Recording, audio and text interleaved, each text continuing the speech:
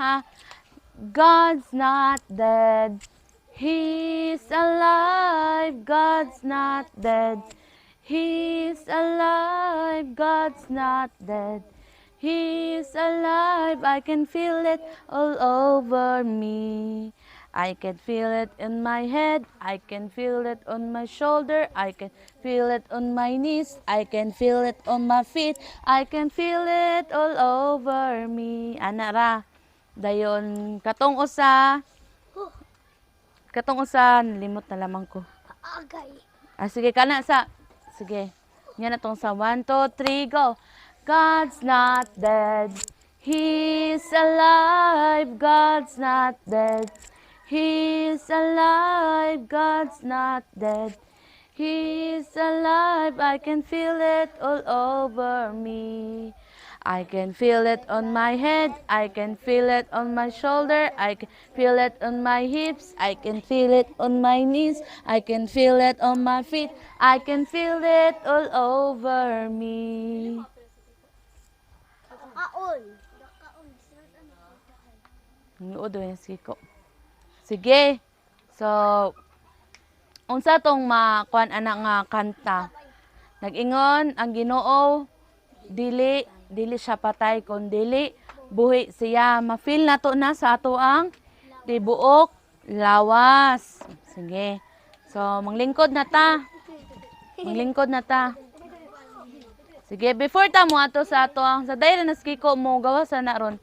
Before ta mo ato sa ato ang kuan karon kanang story karon, mag-recap sa tagamay sa ato ang mga niagi nga story para karong Pasko magpadula mi ni Ma'am Leslie og mga Bible story. So kinsa tong kinadaganan og matubag nga mga story sa Bible nga akong gileson, tagaan og prize ni Ma'am Leslie og nako. Okay, surprise na para karong Pasko. So dapat maminaw jud ta. Dili lang kay surprise para sa surprise kundi para pod dagan putang balaan ni baay ka. Sige. So before ta mag-start, ato sa idungo atong ulo ug ato ipiyong atong mga mata. Let us pray. Father God in heaven, Lord, once again, Lord God, we thank you for this wonderful weather, Lord God, for this afternoon, Lord, nga imong gihatag sa matag usa ka namo. Ikaw amuhang gipasidunggan karong kahapuna tungod kay kining tanan gikan gayud nimo, Father God. And I pray, Lord God, nga kaning mga bata, Lord, open ang ilang mga heart ug pagdulungog alang sa pagpaminaw sa imong pulong karon, dili nimo labayng kawang tungod kay gikan gayud nimo ni. In the mighty name of Jesus we pray. Amen. So, dili pwede magtapad mong duwa kay magsige mong tabi. Dito ka. Oh, sige dito ka. Ay, diya si Jangjang. Diri ka, day. Dira ka, day. Dira ka. Okay. So, di unya na nang tabi kay pila man mo ka oras magsigig kuyog. Di ba whole day mong pwede magkuyog. Nya kita pila ra ta ka oras nga mag-uban. Wala ka abot us ka oras. Di ba? Sige. So, ang story na to karon kay about ni Moses nga ni Aaron nga nag-lead sa mga tawo nga nag-rebel. Itong mga characters, si Moses, si Aaron, si Hor, si Pero, dayon. Karon, di ba na kagawas naman to sila sa wilderness. Pila gito sila kaadlaw dito sa wilderness? Pila to sila? 40. 40 nights and 40 days. Gibalirang jingjing. Ay, unsa ka? Jangjang? Jingjing. 40 days and 40 nights. Iyarang gibali. So, 40 ka adlaw o 40 ka gabi sila dito sa wilderness. Kung mayon tag wilderness, dagang suga or ngit-ngit? Ngit-ngit. Unsa pa? Makahadlok dili? Kahadlok niya. Naa dito ang mga kagutom. mga makahadlok, kagutom, kauhaw. dayon mga tanan nga mga alantuson tungod kay sa kuan palang daan wilderness. So kuan gyud kaayo kanang sa tawag ani kanang grabe jud ang nagian ato sa mga Israelites. Nya tungod kay gipagawas na sila dito sa land of asa gito sila gipagawas? Land of Egypt. So kinsa gayto gakuan nila gihimo sila nga mga slaves? Si Pharaoh. Unya kay nakagawas naman sila, gilid sila ni Moses og ni Joshua dito sa kay si Joshua man ang successor ni kuan ni Oh sige, unsa man ang successor? Ha? Kas? Pas. Ang successor kanang siya ang, for example, ako ang pastor, ikaw kay student pastor. Tungod kay nang kanang imo man gipakita nga kaya nimo naa kay ability nga maghimuan ang mga butanga. So imbis nga siya akong anak, imbis nga siya dapat ang mo successor nako, ikaw ang nahimo nga successor kay ikaw man ang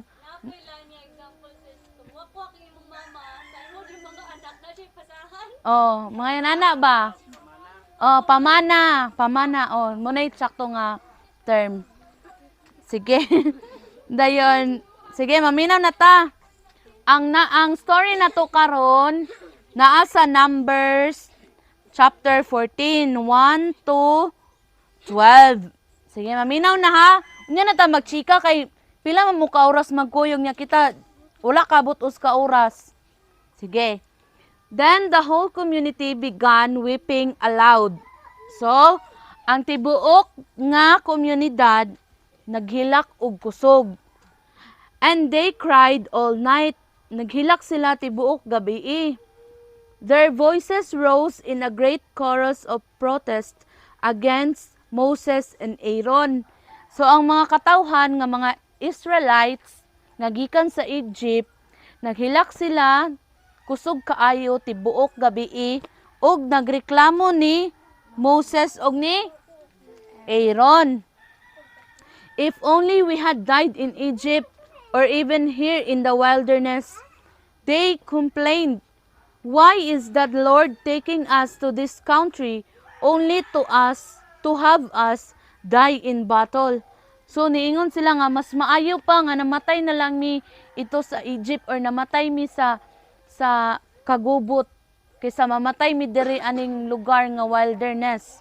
Nagreklamo sila. Unya, would it be better for us return to Egypt? Then they plotted among themselves, let's choose a new leader and go back to Egypt. So niunsa sila? May pamubalik na lamang taskuan, Egypt. So gipalingkawas na gani sila sa Ginoo. Gikuha na gani sila dito sa pagka-slaves.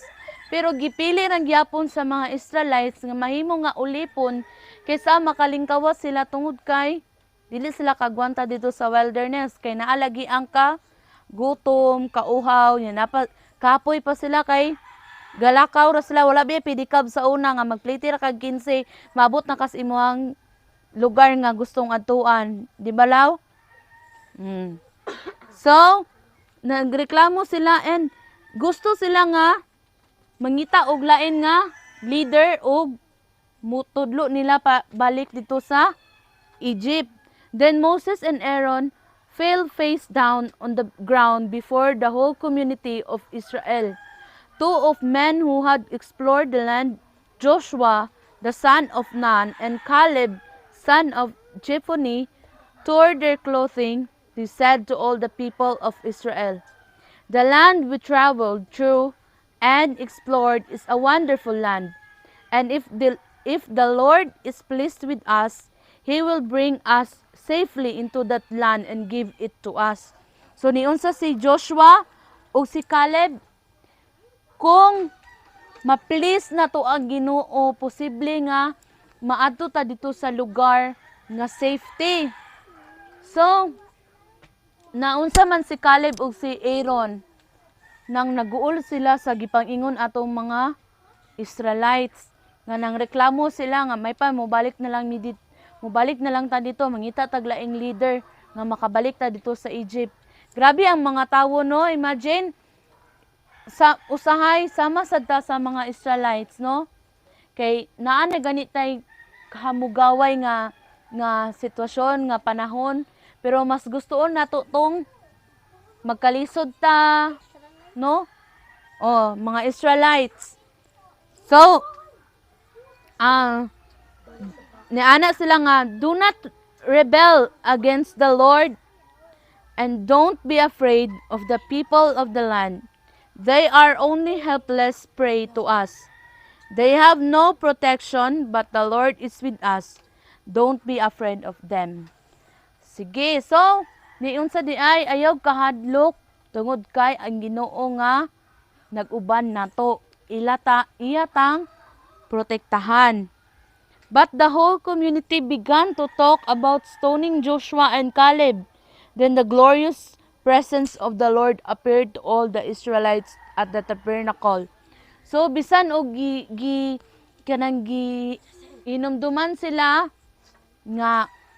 inumduman sila nga sige, posa ta. Hoy, iloy mahon. Kuha na sa inyong manghudong. Kuntiil. Kay badayon ta. Dire. Unya na ng katawan ay. Pila mo ka oras magkuyog, balag magbuntaganay mo katawan ay. Karon ako asaron nga time.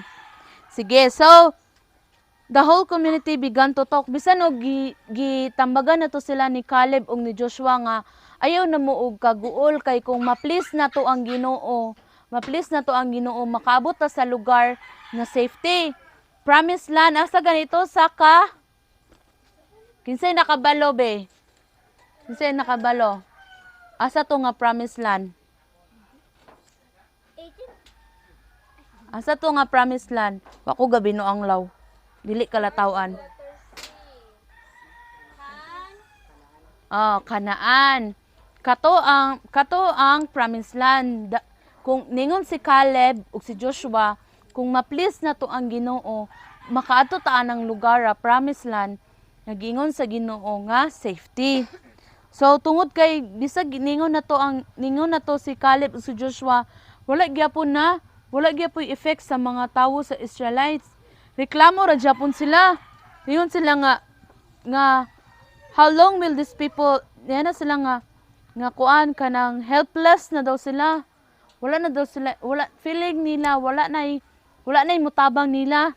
And nabikil ang Ginoo. Niana ang Ginoo nga, and the Lord said to Moses, how long will these people treat me with contempt? Will they never believe me even after all the miraculous signs I have done among them? I will disown them and destroy them with a plague. Then I will make you into a nation greater and mightier than they are. So unsa di ay tungod kay reklamador kay ang mga tawo, ang mga Israelites, ningon ang Ginoo nga ako ni silang i-disown tungod kay ila kong gitrato nga murag wala nila nakita tong tanan nga milagroso niya nga gipakita. Unsa man ang disown? Unsa nang disown? Kanang Dili na ang kunon. kanang for example, ikaw anak ka sa imong mama. Tungod kay nagpabuyag ka, niana na imong mama nga ay dili na tikaw ilhon nga anak ba disown. Dili na ka ang kunon nga anak. So mao na gingon sa Ginoo ato nga time tungod kay nagrebelde sila. Niyon siya nga I will disown, dili na sila ang kunon nga anak sa Ginoo niya. Ang mga Israelites people, they are the unsa jing?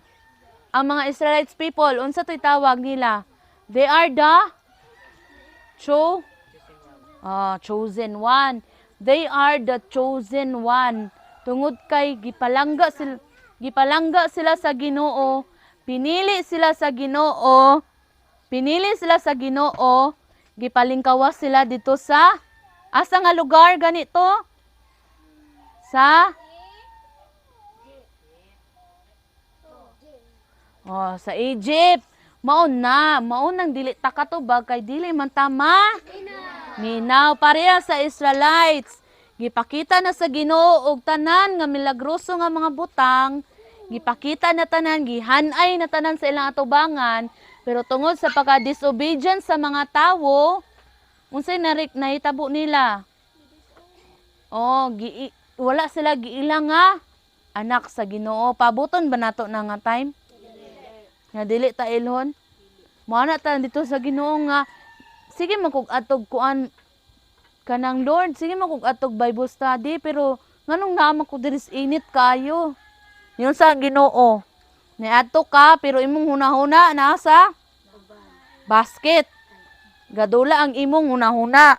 Pero imong lawas na diri. So, ninyo, moadto ba ya sa langit, no? Or sa impyerno, kay dili ba ya ang lawas ninyo? inyong kalag. Gani kay aware na sila tanan.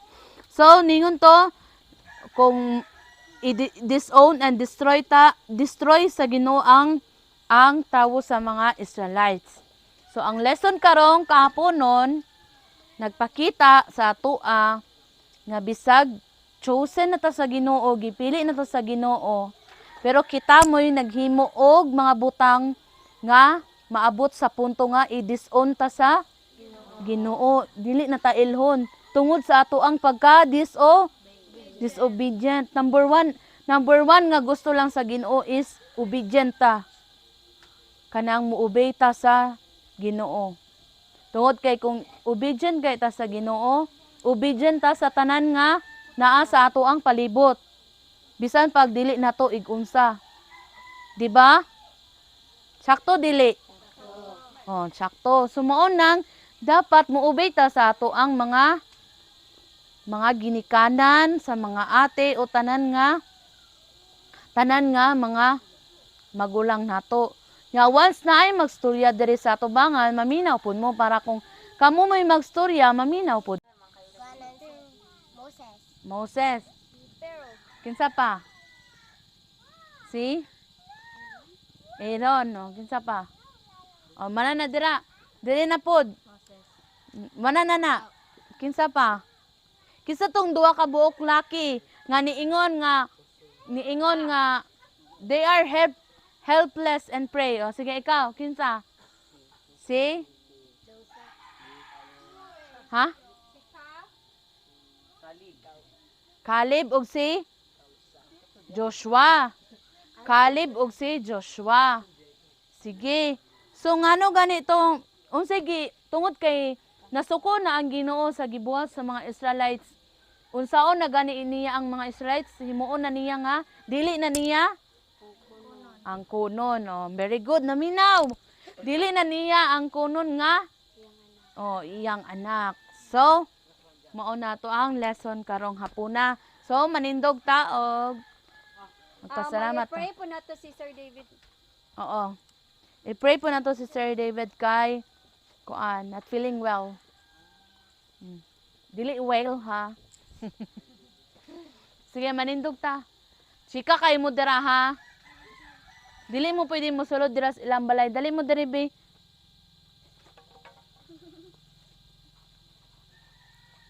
Dili mo diri ko sa tubangan.